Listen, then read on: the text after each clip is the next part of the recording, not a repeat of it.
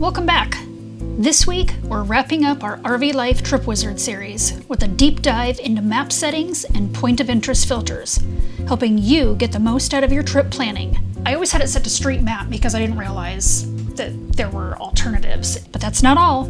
I've got a brand new addition to share that I think you're going to love. And I'm also going to introduce you to a really cool new feature in the points of interest tab that, in my opinion, is a huge game changer. But before we get to that though, Jeremy has an important update on our Haloview backup camera with TPMS. Well, they have relatively recently released a firmware upgrade on this. Plus, a quick and easy fix for an issue that's plaguing many GM truck owners. So a few months ago, we started having some issues with our tailgate on the truck. Something that should have been covered under recall, but wasn't. But now there's an actual recall out on it. And guess what? My truck's VIN was not listed under that recall. You won't want to miss this one. All right, guys, so I wanted to bring you a couple of quick updates on this Haloview rear view monitoring / TPMS system that I installed a few months ago. For those of you who didn't see that initial installation on this, it's Haloview's BT7 rear camera system with integrated TPMS. And we really love this system because it gives us two systems in one. It gives us that rear camera and the TPMS, and I'm able to get one component off of my dashboard. Now, we really haven't had any issues with this system. The only thing that I thought was missing from the get-go was the ability to see all your tire pressures and your temperatures on the main screen where you're looking at your rear view camera on the back of the rig. Well, they have relatively recently released a firmware upgrade on this, and actually, I think it may have been a couple of months ago. I'm kind of behind on this, but they've got a firmware upgrade out there that now allows you to see your tire pressures and temperatures right on the main screen, because prior to this upgrade, what you had to do was you had to touch the screen and go to the TPMS page to view all of your TPMS data. And I always just thought that that was not really a pain or difficult to do. I thought it was just completely unnecessary. So here's what this looks like now, right? Up here in the right-hand corner, we've got a little picture of a truck and a trailer, and then it's got our temperatures and pressures for each of the tires. So I've got 4 of them going right now. That's what I have programmed in. I've obviously got the wheels on the axles, and then I've also got my spare tire back there. And you can see my spare tire right now is a little underinflated. Well, they're all actually a little underinflated because it's cold where we're at right now, and we've been sitting here for about 3 weeks. So that'll have to be adjusted before we get underway. But you can see where this is up in this corner now, and that makes it easier to monitor all of these temperatures and pressures. You can even see how that pops up with an alarm. Now you can't hear it because I've already silenced it, but that does beep when that alarm comes in. And then another cool thing that they've done is if you just touch the screen here, you can actually turn that TPMS view on or off if you want to. And again, that's just an indication that I have an alarm coming in right now. So the way I roll right now is I keep it on and I keep the whole screen at 100%. This is another feature that they put in there. If you want to dim your screen straight from here, that's pretty easy to do. You can go 50, 75, and 100%. I just roll like this the whole time. TPMS view on at 100% brightness. Now, my understanding is that all new units are going to be shipped with this feature already installed.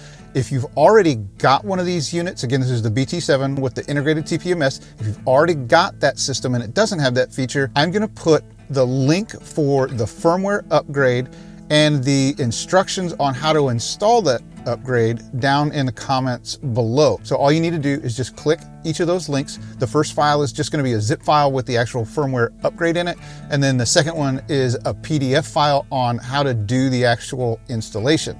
Now, I will say this, when I installed this firmware upgrade, there were a few settings that I noticed were off when I restarted the system. So just do yourself a favor.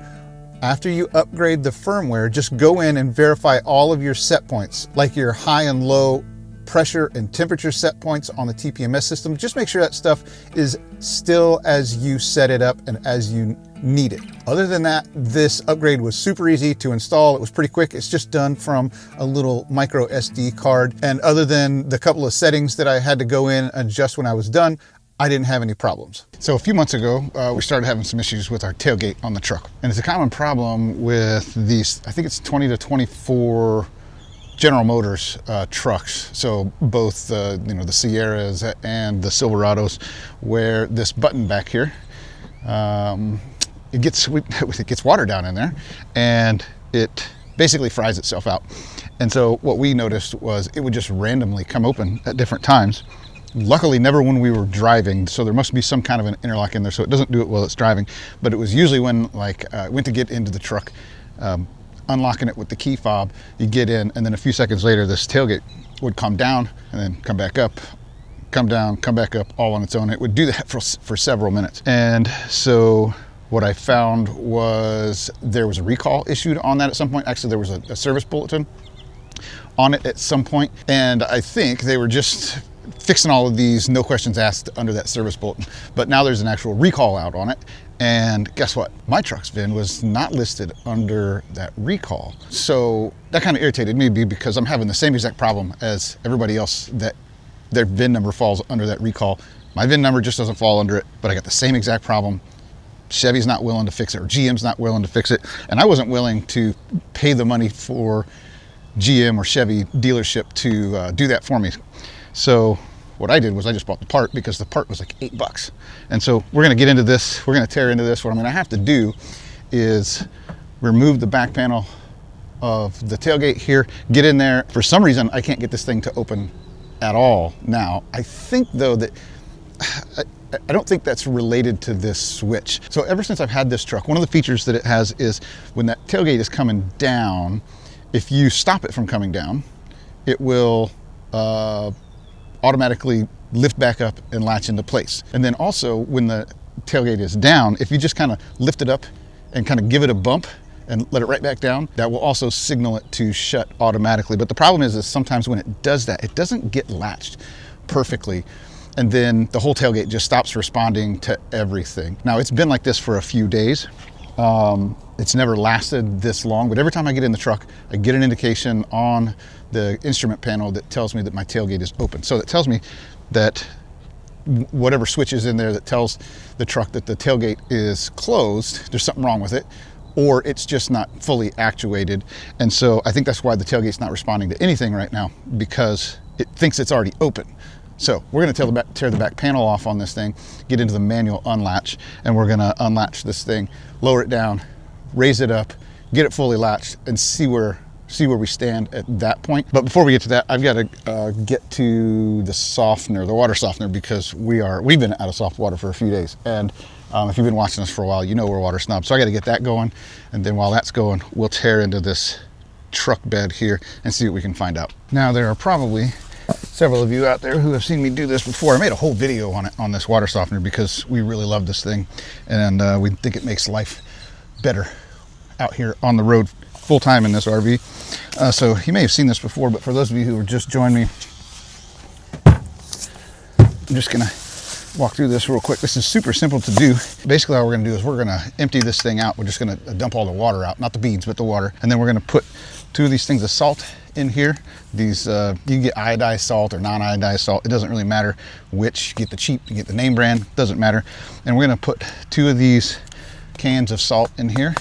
And then we're just basically gonna let it trickle for about an hour. And that's gonna do the whole ion exchange process and get rid of all of the nasty stuff out of here so that it can start doing its job again and softening our water. And the other thing I gotta do here is this hose, I think, is shot. It leaks no matter what kind of brand new rubber seal I put in there, gasket, whatever the hell you call these things. And so I think it's leaking from the backside somewhere, so we're gonna swap that hose out today as well. All right, we're just gonna set this upside down over here, let it drain. All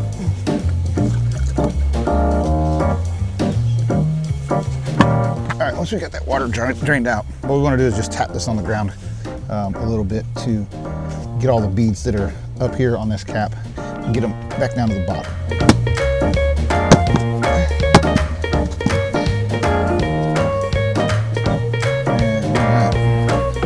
Then all we're gonna do is we're just gonna turn on a little bit of flow here from this hose, and we don't need a lot.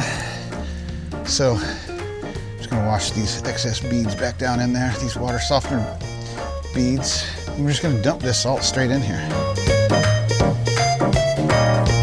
All right, so now basically all we're gonna do here is put this cap back on, and we're gonna set this up to just get a tiny bit of flow out of the outlet here.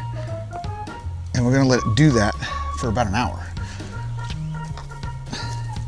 So that's about as good as she's gonna get right there, I think. So we're just gonna let this go. I'm gonna set a timer on my phone for an hour. And then what we'll do is we'll come back and we'll put this thing on full flow for, I don't know, 6 or 8 minutes or so to just finish getting the rest of that salt out of there. And then it'll be good to go. So now let's tackle that truck. So according to the interwebs, the Google machine, there should be a manual release somewhere in here. I'm hoping it's behind, you know, I think I'll start with this bottom lower panel here, since that one's the easiest one to take off. And we'll see if we can find anything in here.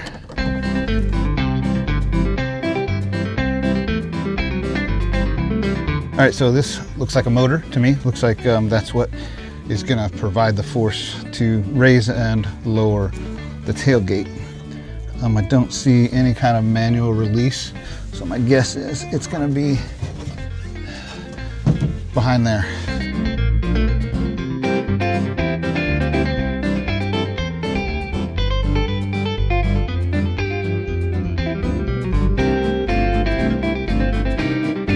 Well, still don't see anything here, nothing obvious anyway. All right, so maybe it's behind there.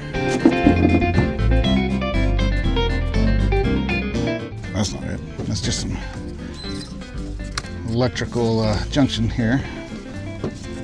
I am no closer to being able to open this thing. So here's the part that I need to replace, right here. That might be a little difficult to get to, but first I gotta get this thing open.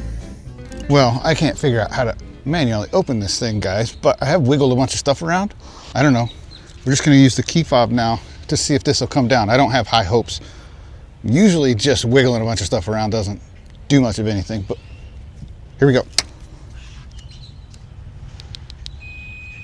Ah, look at that. So that's my guess. My guess is there was a contact or some sort of switch, a contact on a switch, or a mechanical piece of that switch wasn't fully in place.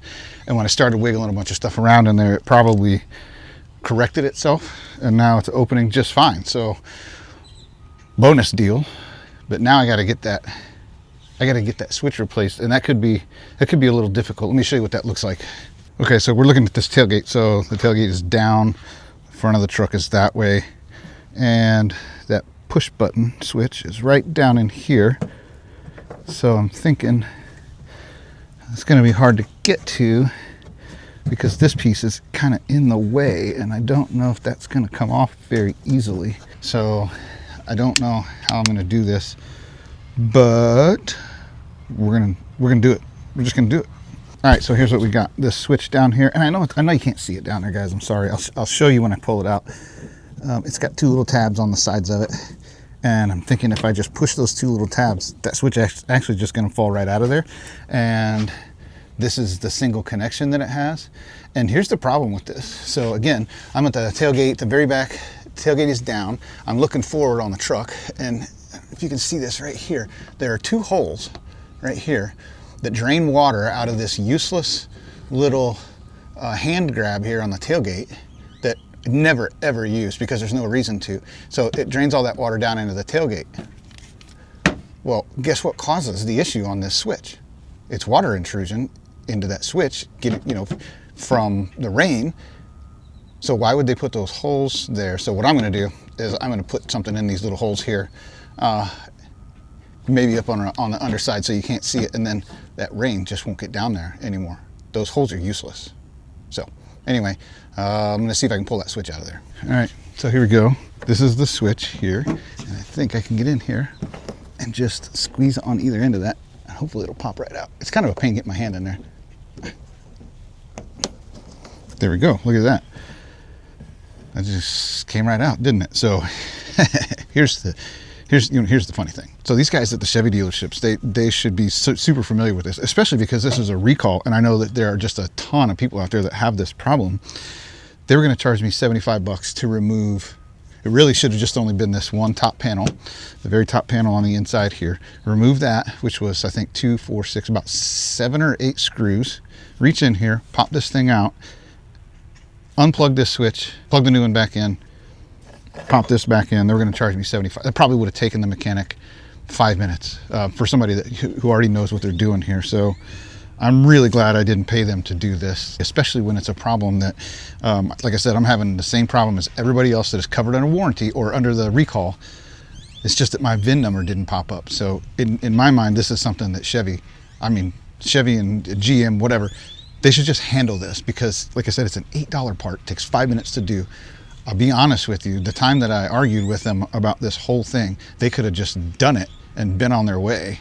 So it cost them more money to deal with me than it would have to just replace the switch. Oh, my alarm's going off for the water softener. So let's go take a look at that. All right, so again, this has been going just like this for an hour. You can see there's a big puddle down here. So I'm just going to now open up that valve over there on the inlet side of my filter, and we're just going to flush this thing for about 6 or 8 minutes probably. I'll start a timer on that and I'll come over here. And usually the way I know that this is all done is I'll just come over here and put a little shot glass and taste the water. And once I don't taste any more salt, then I stop the flushing and I just hook it back up and everything's good to go.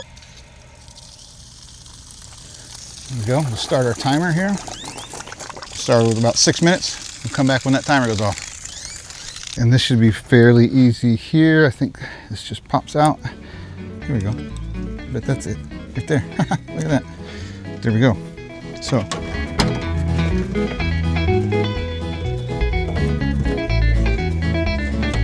we've got old switch off.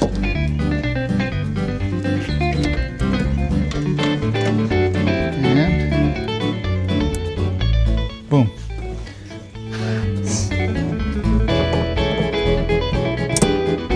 New switch is on. All right, so I already shut this water off. And I'm just gonna taste it real quick. I think it's good.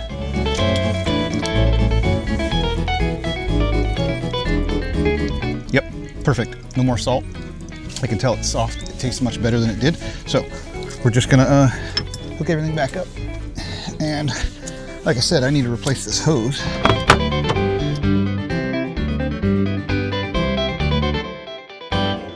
There we go. Turn the water back on. All right, and I have probably said this in the past, I think, but first of all, I gotta get off the water tank here. So now I'm back on city water, open my valve. Whenever I disconnect anything and I hook it back up, water-wise, I like to just send some into the freshwater tank first. You can hear all that air going through my smart valve here. Smart valve's a whole nother story. I got a couple of videos on that. I'll link them down below. But I like to just get all the air out of the system before sending it inside to the internal plumbing. There we go. And we're all done. So that's it. The water softener is one of the best buys that we have ever made for this RV. We really, really love this thing. It's super simple to regenerate. Yeah, you got to do it manually. Those salt, you can get the generic ones for about 60 to 70 cents a piece. So I use 2 of them. It just depends, but generally about once a week I use 2 of those things of salt, and that's it. So done with this. Now I'm gonna go over here and test the truck. I got that switch replaced. So now let's go push the button and make sure that the tailgate works again. Okay, so moment of truth here. There we go. That button hasn't worked in months. It's such an easy fix. I'm kind of kicking myself in the butt for not going to a dealership and just getting that part, or maybe finding it online. Like I said, it was like $8.60 something cents, I think, including tax. So, and I'm glad it worked too, because they have a no return policy on all of their electrical items. So I'm just gonna seal these holes up real quick. Probably just put some caulk in there. I'm not gonna make you watch me do that because that's silly, but that's it. Got a fully functioning tailgate again. I'm happy. Again, just back to what I was mentioning earlier. So here's what I was talking about. So when if you just lift up on this thing a little bit and then lower it back down, it will raise itself all the way back up. Just like that. And I think what happens sometimes, which is what happened to me this time, was it just didn't actuate the liftgate closed switch fully or something like that. So the truck thought that the tailgate was already open, because like I said, when I got in, the instrument control panel told me that the tailgate was open. So it just wouldn't send another signal to open it, no matter what button I pushed.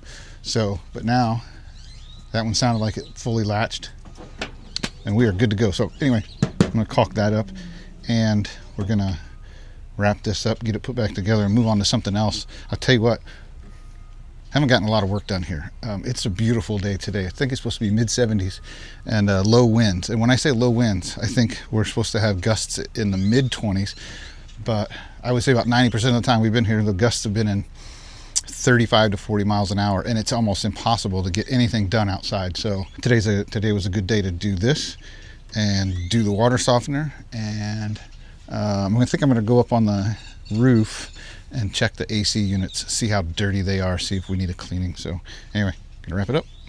Easy fix. All right, thanks for joining us again as we continue with our RV Trip Wizard series. If you haven't seen the previous two videos, I talked about the importance of not relying on Google Maps for travel days, and talked about all the neat filters that are available to help you save time when you're trying to find a campground to stay at. And in this week's episode, I am going to talk about the different map settings, like the driving radius, the points of interest, things like that. And I'm also going to introduce you to a really cool new feature in the points of interest tab that, in my opinion, is a huge game changer. All right, so today we're going to explore the different map settings inside Trip Wizard. So to do so, you can either come into map settings or you can access them through your default settings that I had explained last week. So you'll click on map settings. Now map style is really cool because previously what I would do is I always had it set to street map because I didn't realize that there were alternatives. And now you can do street map, you can do the night map, which just kind of turns it all black, the terrain map, which can be kind of helpful, and the satellite map, which I really like, because when you're in your trip, you can actually zoom down and see various turns, how sharp they are, you know, are there any buildings or whatnot in the way. So I really like that once I actually get in to the trip itself. All right, so I'm gonna zoom back out. Okay, so driving radius. This one's really handy for when you're actually planning your trip. So I currently have it set to the Rome America, the Page Arizona stop. And so what we'll do is we'll go ahead and click on the advanced radius. So the advanced is gonna take into consideration things like the road conditions, the speed, the terrain, whatnot, whereas the classic is just gonna give you as the crow flies, which, as you know, doesn't really help you at all when you're planning trips. So the advanced radius, I have mine set to hours instead of distance, but if you can go in and change it by going into your trip settings here.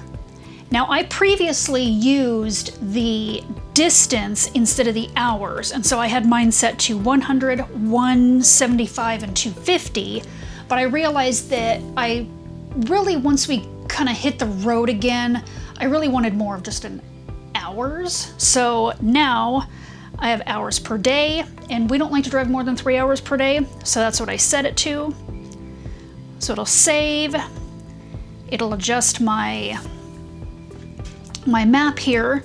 So if we click on Rome America again, so from Page to Springdale, that shows I'm within that 3 hour radius, so I won't need to plan an in-between stop, or if it's just outside, I might go ahead and just do the extra distance.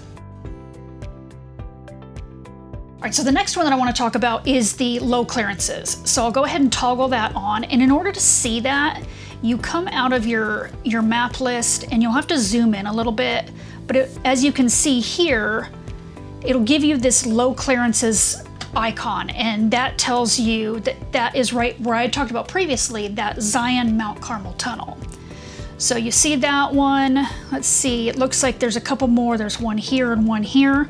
So you'll just need to be aware, and you can actually click on each of them and it'll say, this one's a 10-foot, 3-inch bridge. Now, if you go and you zoom in even closer, you'll see it's not even on our route.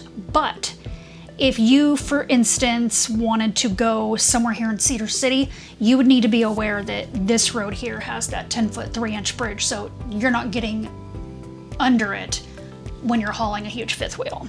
Now we're gonna go into our points of interest. This is one of my favorites.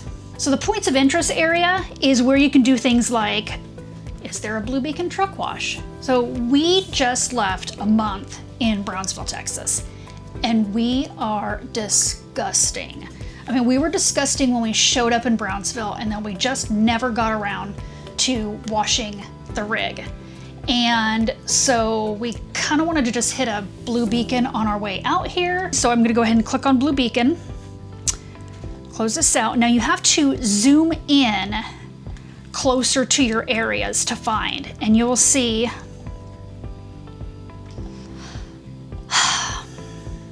there are no Blue Beacons out there. So if I want to get a truck wash,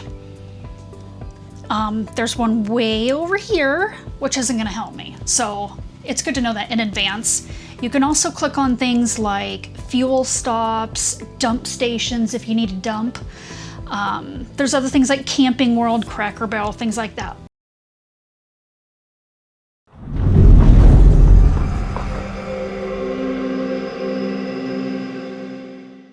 The most exciting thing that I think, and they just added this, is Harvest Hose. So they just added this as a point of interest. So if you already have a Harvest Hose membership, you can link your two accounts. So the first time you click on this Harvest Hose tab, it will ask you to give RV Life permission to access your Harvest Hose. So here you go, you can see I'm already connected. Close that out. All right, Harvest Hose is on. So in order to do this, you kind of have to search for the POI's point of interest as you move the map. So as you can see here, it looks, oh, there's no Harvest Hose. Just refresh your points of interest. So say you want to click on one and find out what the deal is with it. You click on it. So when you click on this details tab, it'll take you straight to your Harvest Hose account, where you will see all of the information, what they offer. Do they offer any electricity and stuff, which to an extent, if you're gonna use the filters within Harvest Hose like we do, I try to use the rig size. That's really important because of how big we are. And depending on the time of the year, I will click on electric needed and possibly extra days needed. So you can't do that, at least right now, within RV Life Trip Wizard. Hopefully they will be adding that feature, but as of this point, you just have to go back to, you'd have to click on them and check. But it's really nice because not only can you search for the Harvest Hose in the area that you're in, but if you already have one in mind, you've already gone to Harvest Hose, you've clicked on your filters, you've narrowed it down, okay, I'm gonna stay at this Hummingbird Tiny Home Homestead. It's in the map already. I don't have to add the address and then the name and designate it as a Harvest Hose, because previously you would just have to add it as a custom stop, which just added extra time. Now it's so much easier. So there you go. If you want to get rid of all those Harvest Hose stops, you just come in here, click it off, and there you go. All right, so that's gonna wrap it up for this series of videos on RV Trip Wizard, but don't worry, we'll continue to bring you updates as they happen, new features that come out, and stay tuned because in a couple of weeks, they are coming out with a really big update to the program, and it's gonna be a game changer. They're adding a lot of cool features that they've really been working on based on users' comments and requests. So we're gonna play around with that, and we will bring that to you and let you know all the cool features about that. So go ahead and check out RV Trip Wizard if you haven't already. We have a link down in the description that'll give you a 7-day free trial plus 25% off of your first year. Once you add it to your cart and you get to the payment screen, then that discount will show up. So if you have enjoyed this video, Please go ahead and like and subscribe. Again, if you have any comments or questions, things that we maybe didn't cover or things that you would like us to hit on, go ahead and pop that into the comments section down below.